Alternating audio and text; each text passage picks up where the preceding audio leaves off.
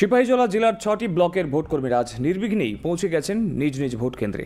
সকাল প্রায় 10টা থেকে জেলার অন্তর্গত কাঠালিয়া ব্লকের ভোটকর্মীরা ব্লক অফিস চত্বর থেকে ভোট সামগ্রী সংগ্রহ করে ভোট কেন্দ্রের উদ্দেশ্যে রওনা দিতে শুরু করেন।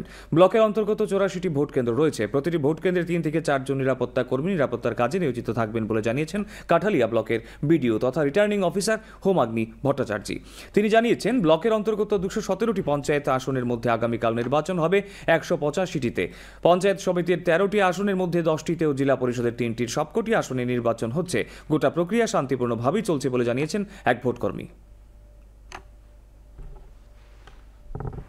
তো ৮৪টা টিম আছে, পোলিং টিম। ৮৪টা পোলিং টিম বেরিয়ে যাবে, সবাই আছে এবং সাকসেসফুলি আশা করি আমরা কালকে করে নিতে পারবো election. Depending upon the police requirement, at least 3 to 4 দেওয়া হচ্ছে প্রত্যেক ইয়ের থেকে, পুলিশ থেকে, দপ্তর থেকে সেটা দিয়েছে। এটা ডিপেন্ড করে লোকেশনের উপরে, সেন্সিটিভিটির উপরে, সেটা অ্যাসেসমেন্ট করে আমাদের ডিস্ট্রিক্ট থেকে এসপি অফিস থেকে সেটাকে সেট আপ করেছে with consultation with local police. ১৮৫টা সিটে নির্বাচন হচ্ছে, ২১৭-র মধ্যে আমাদের 13টা সমিতির মধ্যে 11টাতে কন্টেস্ট হচ্ছে, আর জেলা পরিষদ 3টের মধ্যে 3টে।